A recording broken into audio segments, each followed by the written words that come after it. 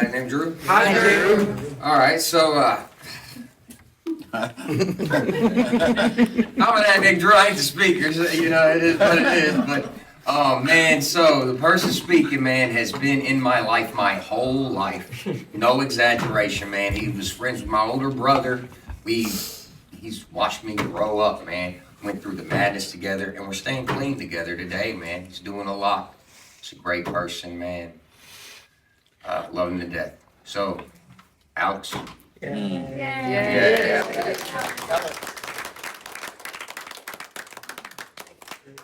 Thanks, Drew. Thanks, Drew. My name's Alex. I'm an addict. Hi, Alex. Man. Heather, congratulations. Thank you. You're clean, dude. That's cool. Doing something different. So before I start this, I'm supposed to carry a message, right? So that message is an addict, any addict can lose the desire to use and find a new way to live, right? Our fellowship has no promises, but we have guarantees. Facts based on experience, and never have we seen an addict relapse that has lived the 12 steps of Narcotics Anonymous. Never. That whole word never, and any addict, that's what stuck in my head, right? So if any addict can do it, there's absolutely no reason why a single person in this room cannot stay clean and work a program. There's no excuse. If there was, I would have found it by now. Promise. So man, I'm from here in Huntington. I grew up in Highland, about 2 blocks from the Highland meeting that we all go to. Man, my life growing up, I thought that I had a normal life. Typical 80s household. This is my perspective on the world. You know, as a child, I thought all men drank. I thought all men were abusive. I thought that children were supposed to be, the blame for everything wrong in the household. I was the burden. My little sister was the burden. That's just how it was. My entire family, there's not a man in my family that is not an alcoholic. There's not a woman in my family that's not married to an alcoholic. That is not a coincidence. So like when I arrived at Narcotics Anonymous, after some inventory and some step work, I realized that I'm not just here about my problem. Right? Everything that I fight on a daily basis is generational.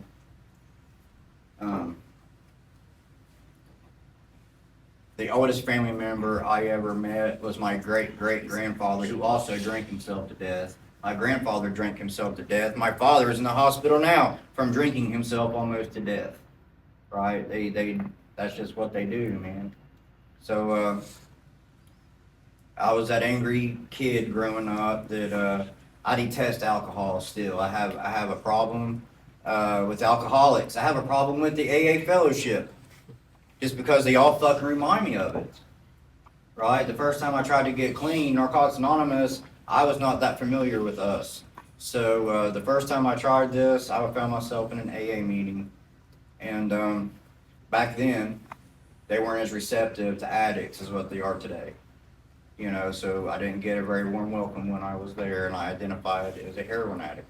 I had this whole conversation with a gentleman in a meeting, this old head at the clubhouse. He said, "You want a real problem, try not being able to go to a gas station without seeing your drug of choice." I said, "Why don't you get your drug of choice and go die in your fucking bathroom?" Because that's what I did. And I was not welcome back there. They frowned on that. So man, I white knuckled it for a while. I got clean, became a father and a husband. Didn't know how to be either. I wanted my kids to have a better life than I had, right? So I went back to school I went to college. I made it to med school. I was a third-year med student at OSU. And my wife at the time decided that she would rather have alcohol, go figure, than be a mother. So she left me with a 2-year-old and a 2-month-old. I did not know what I was doing. I had to drop out of school and get a job with health insurance because I had none for my children. And so I wound up at a local steel mill here, Special Metals. At Special Metals, while I worked there, I met another girl, because that's the answer to every problem I have. And she worked at a pain clinic. While I'm working at Special Metals, another addict who was high at work hit me with a crane and broke my neck. So, man, I had that great steelworkers insurance. My girlfriend works at a pain clinic. What can go wrong? So I went to the doctor, and I was off work for almost a year, and got these great benefits and this great disability and these great drugs, and really thought I had some things figured out.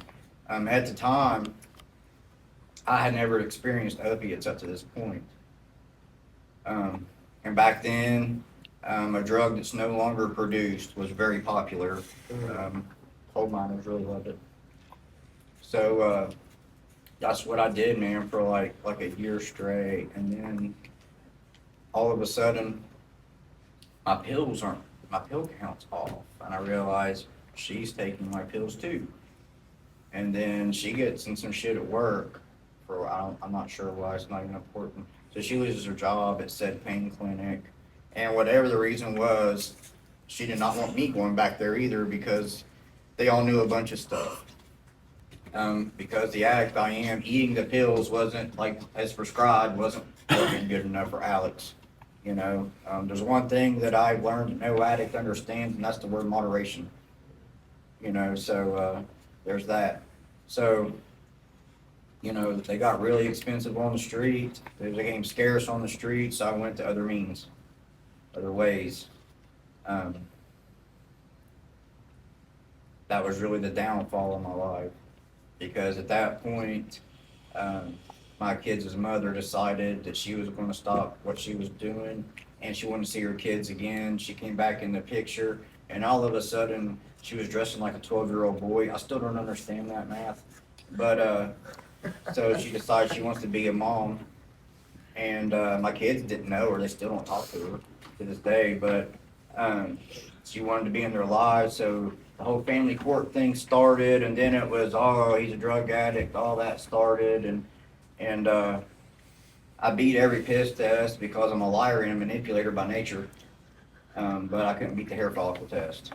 So I lost my kids, and when I lost my kids, I lost part of my identity, and that's when my drug use got really bad. I went a long time without seeing my kids, and slowly my relationship with my youngest daughter, who I had with my girlfriend, worked at the pain clinic. I lost touch with everything, became homeless, became invisible to the normal world, and man, I was on the streets for a long fucking time, man. Like, I think I was homeless for like 9.5 years. My active addiction was bad for about 20 of that, and I thought that was successful because I made it that long without being homeless. But man, things happened, people died, it got crazy, and all this time, I'm in and out of the rooms of Narcotics Anonymous, because the state of West Virginia, Child Protective Services, there was always somebody wanting me to get clean. Everybody wanted me clean but me, you know, and that was the problem. Prison, I didn't want to go to prison, but I didn't want to sit here clean either. You know, if I could go to prison and stay high, I probably would have went because it was a free meal. You know, but that's just not how the world works. And so man, I just I would go back out, and then I would wash back up here, dude, looking a little worse every time, until finally my disease decided it wanted me dead, and I ended up contracting an infection in my heart, and I didn't go to the hospital because why? You know, I can't, it was too hard to get dope there. So that infection spread to my spinal cord, my brain stem, my left arm, my right leg. So my addiction literally almost took an arm and a leg. Because I was on the amputee list at St. Mary's Hospital to have my arm amputated. And I left AMA because I know better than any medical doctor in my meth-induced state. And I woke up 24 days later after I left St. Mary's AMA because drug task force came in. And they didn't find my drugs, but they stood there while I packed my shit and left the hospital, and I couldn't get to my drugs that were hidden in the room. Fucking sucked, bro. Like, it did. But, so I left St. Mary's Hospital, and the only thing I remember about that night is when I had a big-ass duffel bag with the wheels on it, you know, and I made it to about the first circle where people park in front of the main entrance to St. Mary's, and I wasn't dragging that fucking bag, so I just dropped it and left it. Some guy was smoking a cigarette, and I asked him for a cigarette. And evidently I lit it because I had a cigarette burn on my face when I woke up, a big scar. And I woke up 24 days later at Cowboy Hospital. I was an organ failure. I wound up on kidney dialysis. I weighed 76 pounds, and I couldn't walk upright anymore. And I wouldn't, again, dude, I wouldn't stay clean. They were going to put me in a nursing home just to die. Like, they were just sick of my shit. And it got to a point to where I was sick of my shit. And by, you know, like, I don't talk a lot about my using because we all know how to do that. But, like, I had burnt every bridge with my kids, my family. So the only people that came to see me were people from Narcotics Anonymous, who I hadn't seen for 10 fucking years. Like, it's not like, you know, oh, hey, Alex is missing from a meeting for a week, I'm gonna go see him. No, they hadn't seen me in almost a decade. And I woke up, and they were just sitting in my room, you know, and, you know, what we say, tell us what you wanna do and how we can help you. You know, how can we help you get through this? We're not going to co-sign your shit. We're not going to enable you. You're not getting money. We're not giving you a fucking ride anywhere. You can sit your ass here. We're going to talk about this. We're going to make a fucking plan. So, I wasn't getting clean, man. I was like, nope. They can send me over to the nursing home by Harrisburg Park because I can get dope over there. And, so the day I think that I'm going to the nursing home, I'm being wheeled out of Cowboy Huntington Hospital, and in their wheelchair. I didn't even know a fucking wheelchair. And there's a fucking, I'm going to say the name of this facility. They're not affiliated with us. If it bothers anybody, call your sponsor. But there was, I'm thinking I'm going to Genesis Healthcare, and I'm getting wheeled out of this fucking hospital, and there's a fucking van sitting there. I'm like, oh, you fucking bitch. What the fuck? And she says, well, you're not able to walk, so you're not running. And if you leave with the wheelchair, you're going to jail for theft because it belongs to the hospital. So you're going. And I get in that fucking van, man, and I get there and I do what we do, man. I'm trying to think and manipulate of every way to not go. But I mean, at that point, I came to the realization, what do I have to lose? Right? What more is this world going to take from me other than my life? Right? Because I can't walk, and I still think I'm losing my leg, dude. Like, I look like I have Freddy Krueger's calves. Like, from my tips of my toes, halfway up my calves. That's why I was in the burn unit, because no flesh. Like, it was gone. So I was still thinking, dude, I'm gonna leave this motherfucker on stubs, you know, and so I might as well go eat some rehab food and put on some weight and hit on some freshly clean rehab girls and, you know, try to get laid with legs one last time. Sounds like a great idea. I ended up staying there for almost 60 days because I did not possess the mental faculties at 28 days to stay clean, right? I still had a desire to use, but man, I was out there for a long time. I did a lot of damage to myself, and I could barely read and write. I could barely fucking read and write, dude. Like, I went from third year med student to could barely fucking read or write or put together a full sentence. And I realized the brain damage, the infection. I mean, I had a fever of 106 when I left St. Mary's Hospital and didn't even make it across the street. You know, like my body said, fuck off, we're done. So, you know, it took me 60 days at OVP, and in that time, I built a relationship with a lot of the staff there, a lot of the people, and I wound up going back there to work, right? Which was rewarding for a minute. And then I went and I met some people in Kentucky, and I went to another facility, and I had a really good job there until they decided to rip off the federal government and got shut down. I was on vacation, thank God. The cops are there, you can better fucking believe my name's gonna be something somewhere, but it wasn't. So man, I stuck around and I worked there for a while. I stayed clean. The difference in this time in the 60 or 80 fucking times that I've been in these rooms is this time I took some suggestions. I didn't allow things to feel like a personal attack when people told me, you know, there's good news here and bad news, right? The good news is you never have to fucking get high again. You have your choice back. Here it is.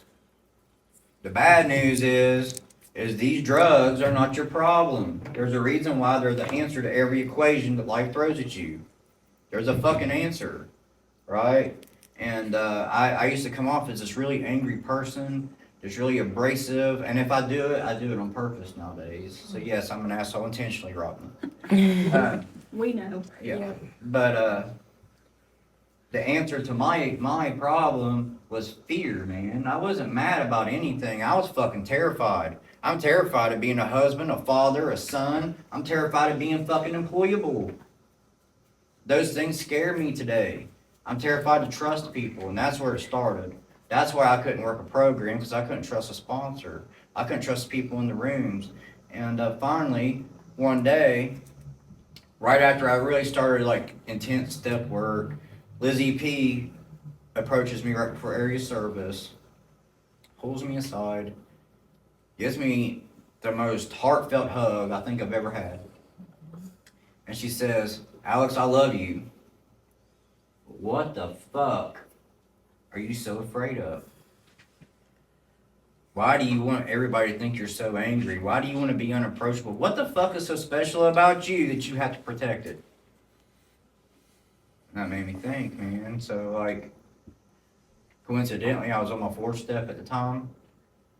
And it all stemmed back from some daddy issues and just being let down constantly. And a big part of our step work is seeing our place in things and where our place isn't.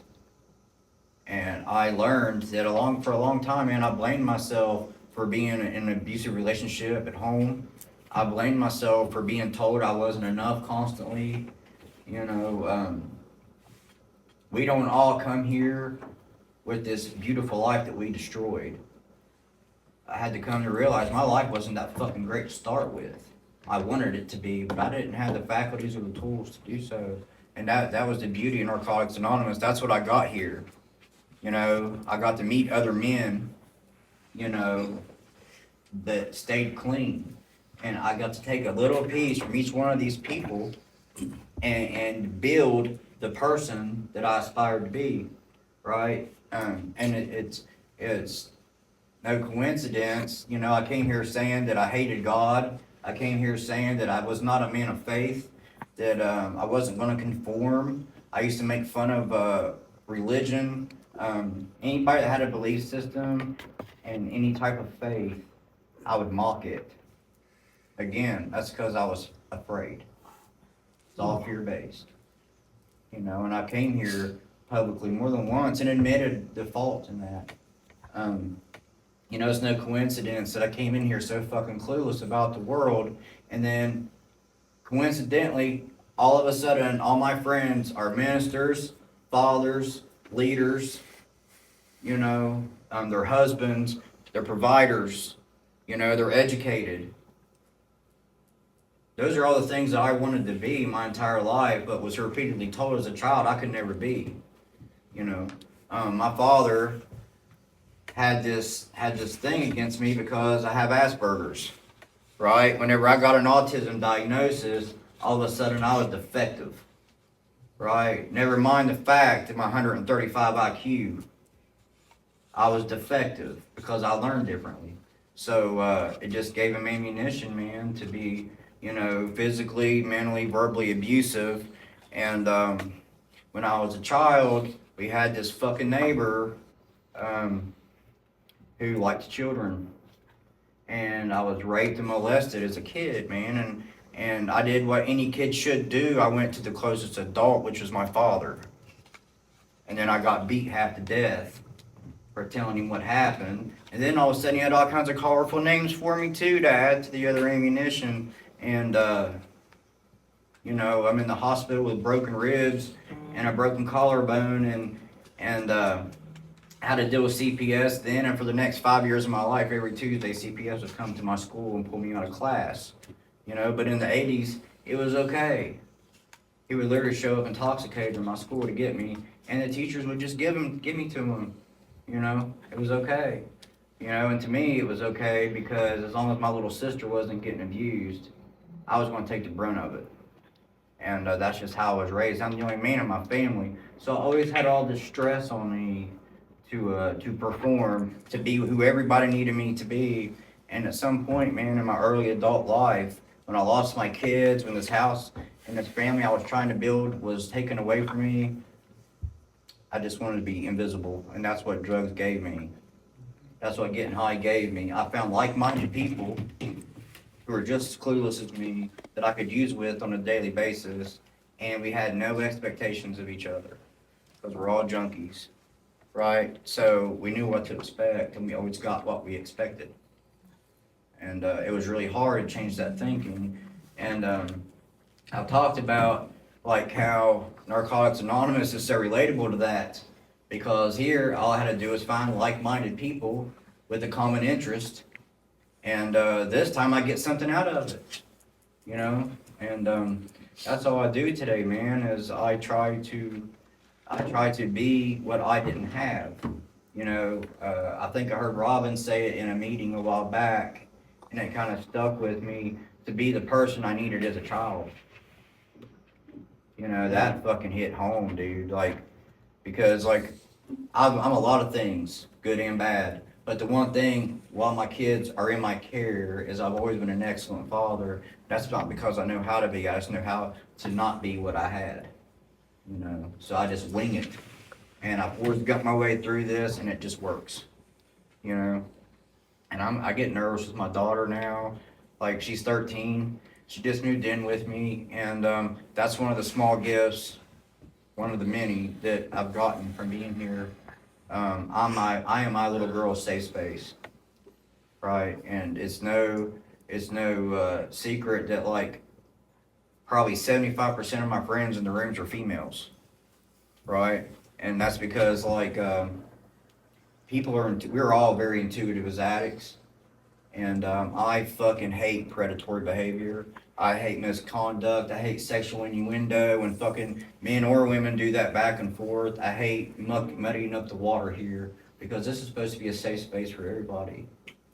And to have that gift and to be able to be there and be friends with somebody or care about somebody with no intentions other than what I vocalize, is a beautiful fucking thing, dude. To never have to wonder what I'm thinking, because I can tell you, right? With an open heart, I can tell you what I'm thinking.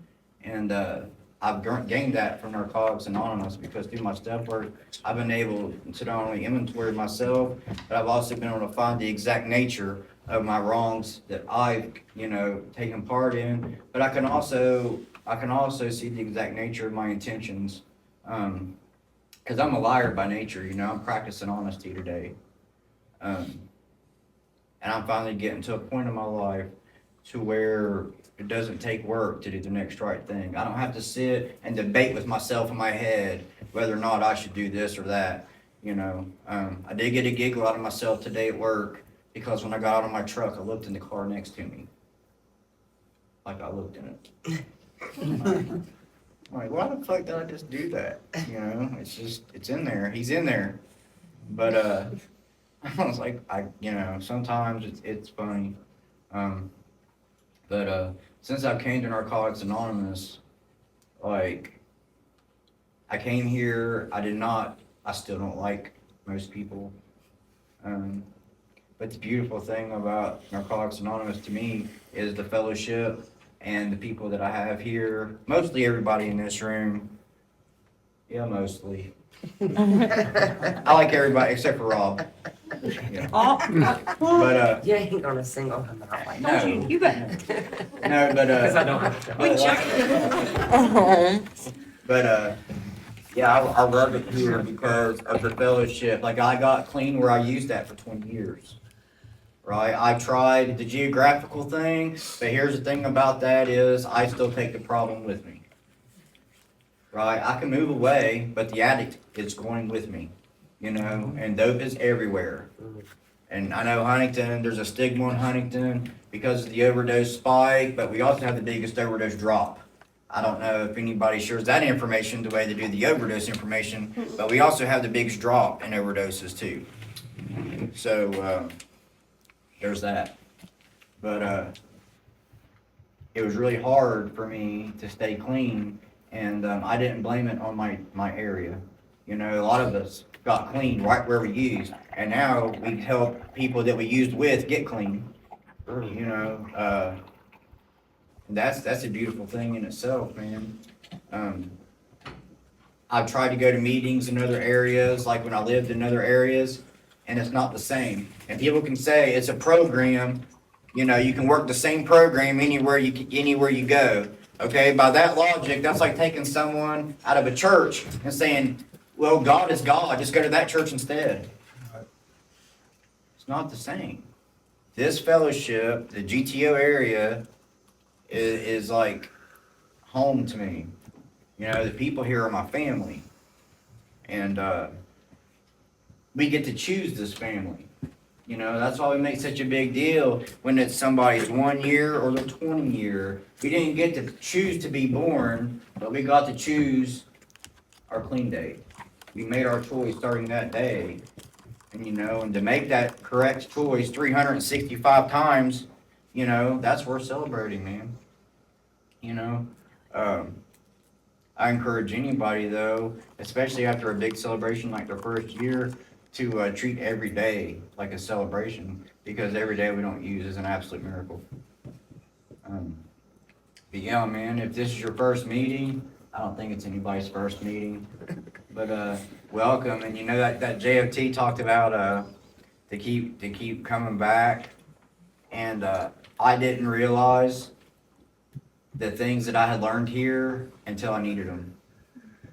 I had a relapse in 2022, and I didn't even realize I was part of a fellowship until I woke up from an overdose alone in the house, and I felt so alone because I had betrayed everything that I had set here and tried to practice. Nobody told me I betrayed it.